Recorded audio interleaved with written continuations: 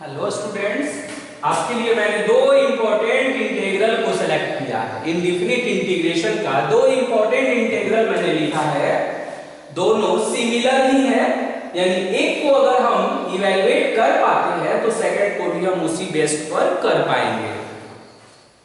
अभी जो इंटीग्रल मैंने दिया है ये कौन से रिजल्ट पर बेस्ड है, तो ये जो देख रहे हैं ये पार्शियल फ्रैक्शन पर बेस्ड है। किस पर बेस्ड है? ये पार्शियल फ्रैक्शन पर। और पार्शियल फ्रैक्शन में भी ये टाइप जो है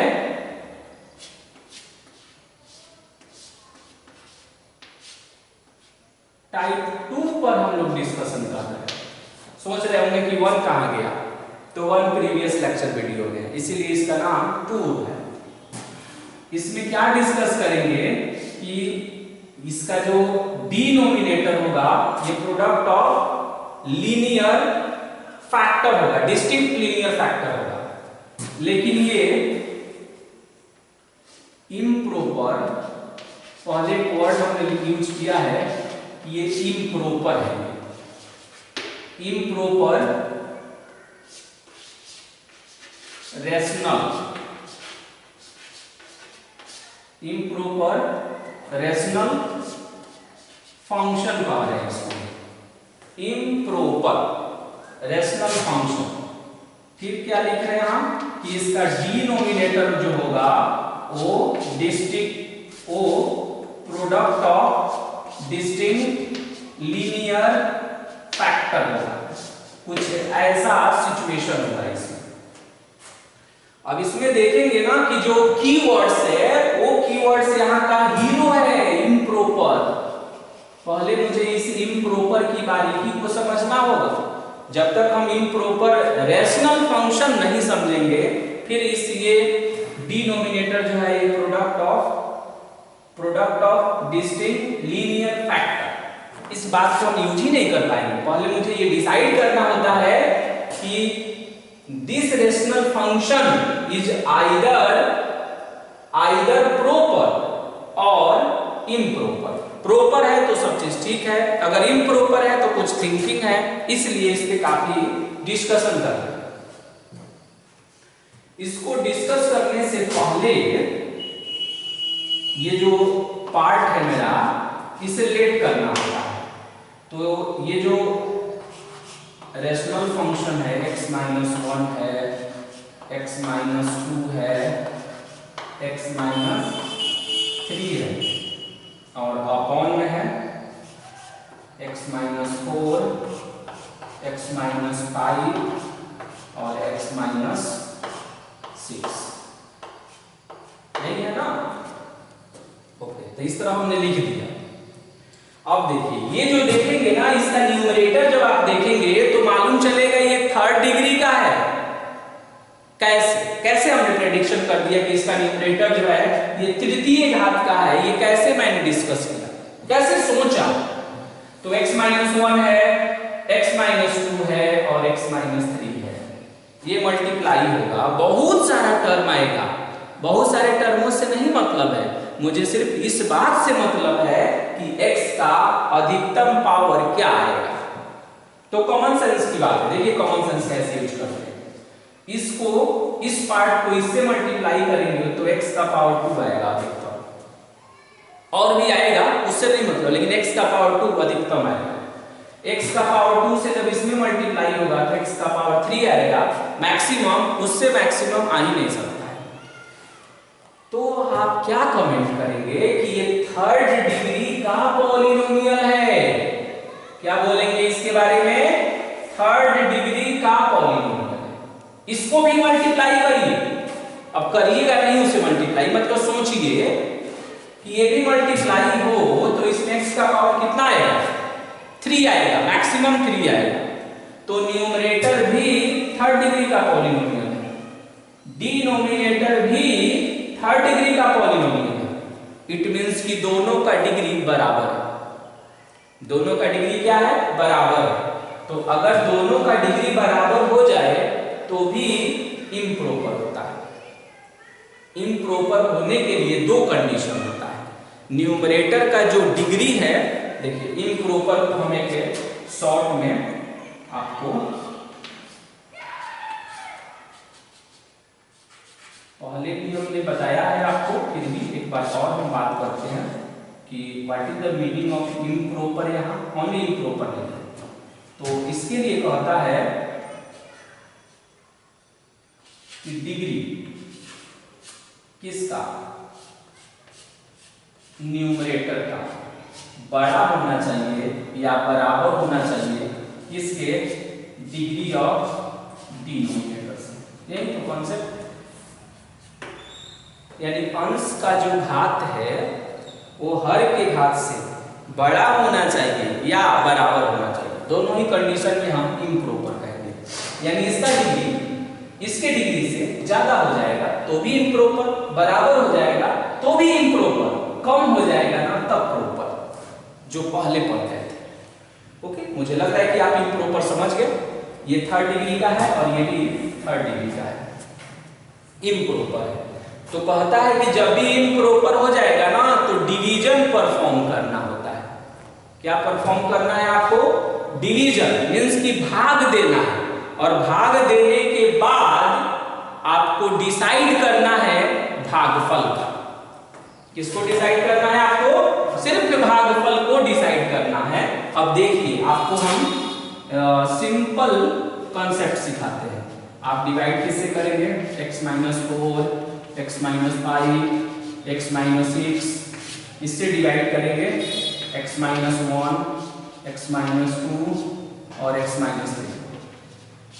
ओरिजिनल जब डिवाइड करिएगा तो इसका मल्टीप्लाई करना होगा, टू मच टाइम कंज्यूम, बहुत समय लगेगा। इसे भी मल्टीप्लाई करना होगा, समय लगेगा इससे। तो देखिए हम आपको एक ट्रिक बता रहे हैं, ऐसे भी मुझे क्या चाहिए, सिर्फ भागफल चाहिए।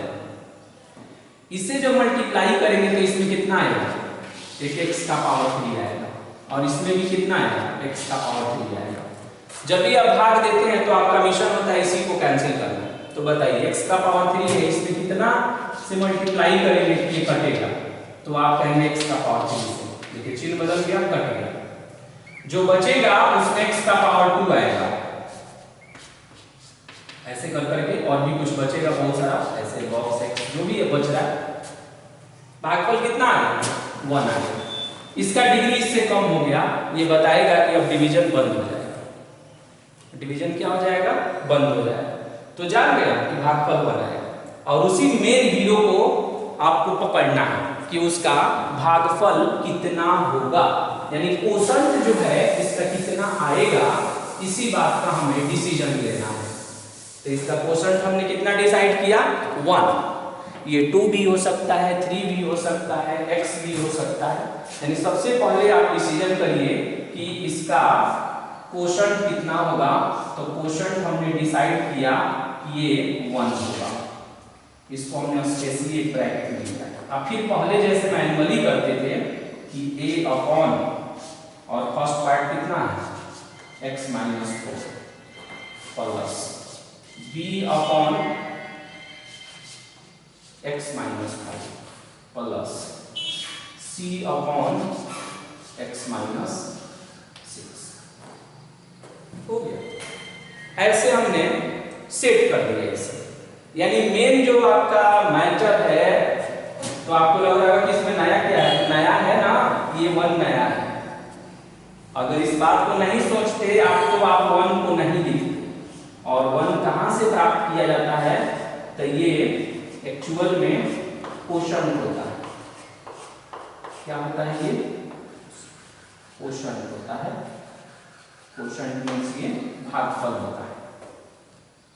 तो भागफल आपका कितना आ गया, 1 हो गया, यानी कोशंट आपका 1 हो गया। तो कोशंट जब आपका 1 हो गया और बाकी जैसे करते थे वैसे ही करेंगे। फिर से एक बार हम बता दें कोशंट 1 कैसे प्राप्त किया हमने। ये न्यूमरेटर है और ये डिनोमिनेटर है, इसे डिवाइड करना है। तो डिवाइड करने का एक तरीका होता है कि मैन्युअली करिए। तो मैन्युअली हम इसलिए इसको नहीं किए कि एक्चुअल में मुझे सिर्फ भागफल चाहिए, सिर्फ कोशंट, और कुछ नहीं चाहिए, और कुछ नहीं है। उसका रिमाइंडर कितना आया मेरा कोई लेना देना नहीं है उससे। तो कोशंट कितना आएगा, 1 आएगा। कैसे पता करेंगे, ये आफ्टर मल्टीप्लिकेशन x⁴ आएगा। After multiplication x to the power 3 आएगा। x टू द पावर 3 से x टू द पावर 3 को जब हम कैंसिल करने का प्लानिंग बनाएंगे तो भागफल में 1 लिखना होगा। बस यही इसकी इंपॉर्टेंट बात होती है। तो यहाँ क्वेश्चन कितना आ गया, 1 हो गया। अब हम इसमें एलसीएम बनाएंगे। तो आपको तो मालूम है कि एलसीएम बनने के बाद से फिर ये कट जाता है। तो कितना होगा, x माइनस 1, x माइनस 2 और x minus 3 is equal to, जब एलसीएम बनाएंगे तो इधर क्या बनेगा, x माइनस 4, x माइनस 5 और x माइनस 6, ये सब आकर 1 में मल्टीप्लाई होगा। आप एलसीएम लेकर देखेंगे तो एलसीएम ये सब होगा और फिर ये 1 में आकर सब मल्टीप्लाई होगा, यानी 1 के पास ऐसा सिचुएशन आएगा, x माइनस 4, x माइनस 5 और x माइनस 6 प्लस a के डाउन में कितना है, x माइनस 4 है, तो उसे छोड़ दीजिए, क्या बचा, x माइनस 5 और x माइनस 6। बिना कुछ सोचे हुए लिखना है तो b के नीचे में क्या है, डाउन में x माइनस 5 है, तो यहाँ लिख दीजिए कि b x माइनस 4 और x माइनस 6 प्लस c के डाउन में कितना है, x माइनस 6 है, तो c x माइनस 4 और x माइनस 5 ऐसे है। जब आप एलसीएम लेके कहेंगे एलसीएम क्या हुआ, एलसीएम बोथ साइड में कैंसिल हो gया, तो ऐसा सिचुएशन बनेगा। आप एलसीएम लेकर देख लेंगे। फिर हम पुटिंग करेंगे जैसे पहले करते थे।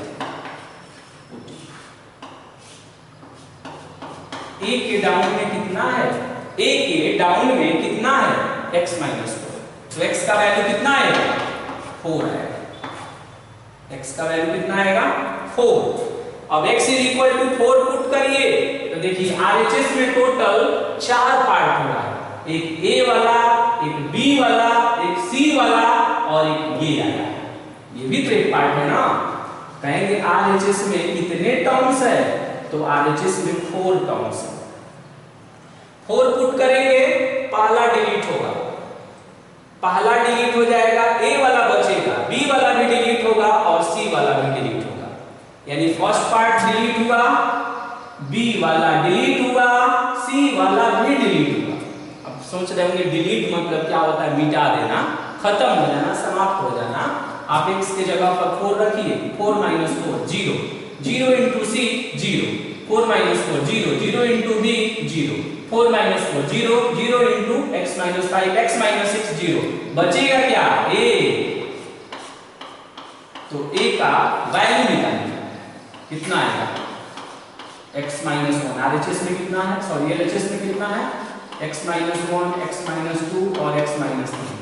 a के बगल में क्या है, कोफिशिएंट, x माइनस 5 और x माइनस 6 पुट कर दीजिए, x के जगह पर 4 रखिए, तो 4 minus 1 3, 4 minus 2 2, 4 minus 3 1, 4 minus 5 minus 1, 4 minus 6 minus 2, 2 से 2 कैंसिल हो जाएगा और ये हो जाएगा 3, यानी a का वैल्यू हो गया 3।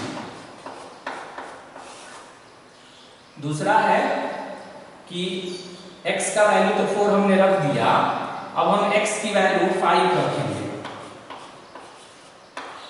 क्योंकि b के डाउन में x माइनस 5, x माइनस 5 रखेंगे तो पहला डिलीट होगा, a भी डिलीट होगा, c भी डिलीट होगा, तो बताइए b कितना होगा। b बचने का मतलब है कि ये नहीं है, ये भी नहीं है, ये भी नहीं है, सिर्फ b है, b वाला पार्ट है, तो इनटू में इधर आकर डिवाइड करेगा, तो x minus 1, x minus 2, x minus 3 upon यहाँ होगा x माइनस 4 और ये होगा x माइनस 6। तो x के जगह पर 5 रखिए, तो 5 minus 1 4, 5 minus 2 3, 5 minus 3 2 5 minus 4 1, 5 minus 6 minus 1। Okay, कितना हुआ? b का वैल्यू 24 होगा। b भी हमने कैलकुलेट कर लिया। अब क्या है? c के डाउन में कितना है? x minus 6। तो पुट करिएगा, अगला पुटिंग करिए, x इज इक्वल टू कितना? 6 पुट करिए। बताइए 6 पुट करेंगे तो क्या होगा? कौन डिलीट होगा, कौन बचेगा? a डिलीट हो जाएगा, b डिलीट हो जाएगा, अब पहला पार्ट भी तो डिलीट होगा ना, तो क्या बचेगा? c बचेगा। और LHS में x minus 1, x minus 2, x minus 3 और अपॉन डाउन में कितना होगा? x minus 4, x minus 5। अब आप पुटिंग करिए तो x की जगह पर 6 रखेंगे तो 6 minus 1 5, 6 minus 2 4, 6 minus 3 3, 6 minus 4 2, 6 minus 5 1। 2 से ये कैंसिल होगा 2 टाइम्स में, तो 2 3 या 6 5 जा 30। सी भी हमने कैलकुलेट कर लिया। और जब सब कैलकुलेट हो जाएगा तो पहुंचेंगे उस इंटीग्रल में। तो उस इंटीग्रल को हमने कैसे माना था? ये जो पूरा इंटीग्रल है इसको हमने कैसे माना है? तो हमने ऐसे एज्यूम किया था 1 plus a upon x minus 4 b upon x minus 5 c upon x minus 6 bracket close, और यहाँ कितना था? dx, यही था।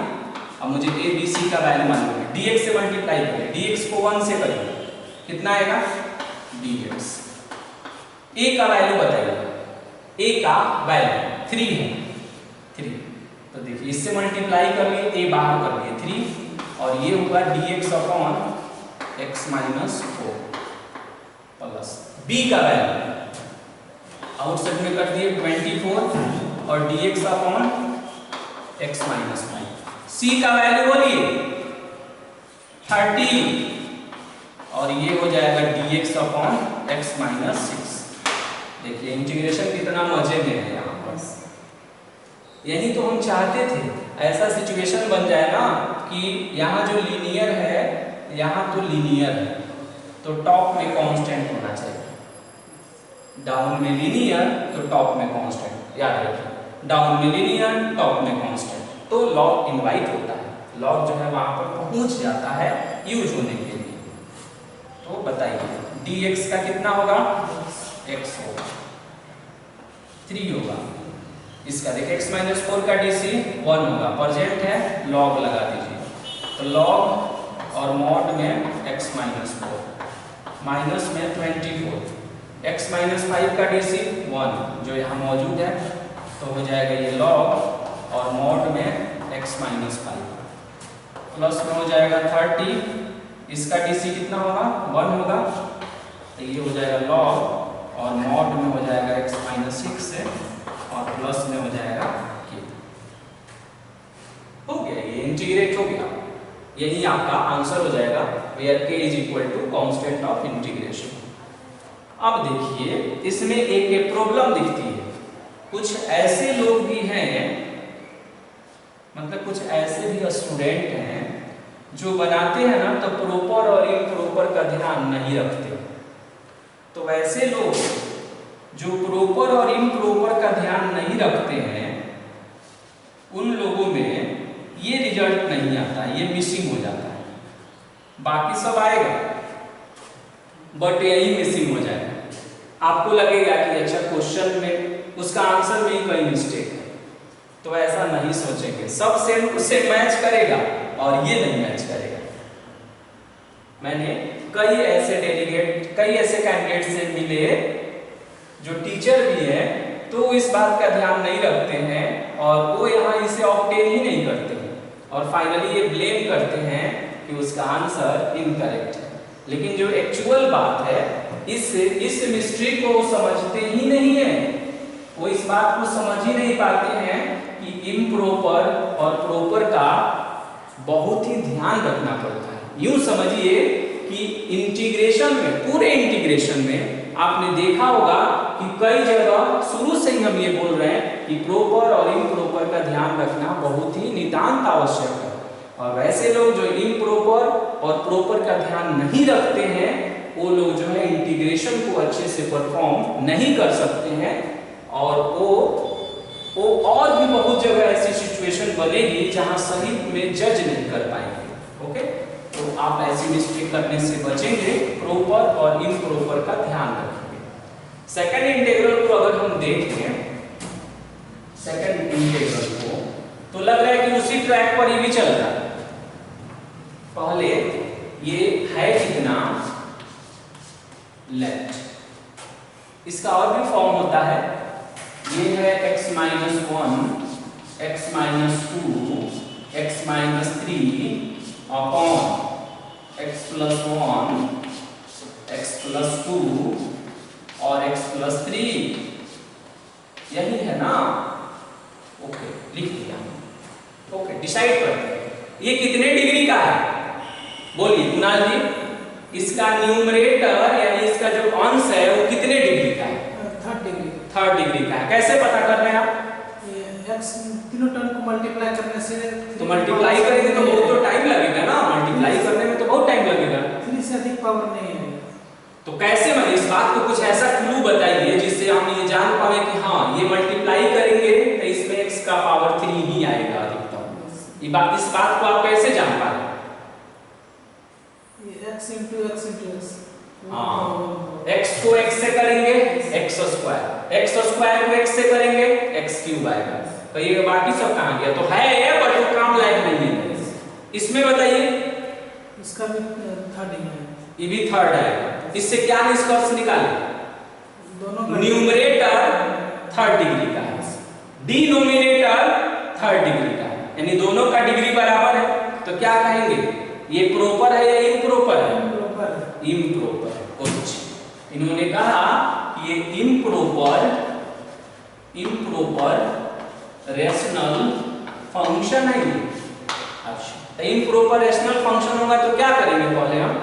पहले डोमिनेटर से डिवाइड करेंगे। हाँ, हमेशा डिनोमिनेटर से ही डिवाइड किया जाता है, तो डिवाइड करेंगे। डिवाइड करने के बाद से क्या सर्च करेंगे? हमारे पास बहुत सारा चीज होता है। जब भी हम भाग देते हैं तो मेरे पास होता है भाज्य, भाजक, भागफल और शेषफल, 4 चीजें होती हैं हमारे पास। उसमें क्या खोजेंगे हम? भागफल खोजेंगे। गुड, कह रहे हैं कि भागफल खोजेंगे।